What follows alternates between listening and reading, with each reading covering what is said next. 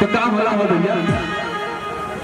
अरे ससुर ना घरवा ससुर जी दुआरवा, ससुर ना घरवा ससुर जी दुआरवा, देवरा गइले बलिहान।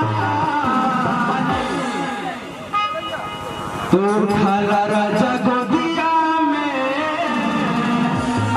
अमित भैया भौजी बात है, उठाला राजा गोदिया में कि बाटे मोरी चढ़, उठाला राजा गोदिया में कि बाटे मोरी चढ़ जवान।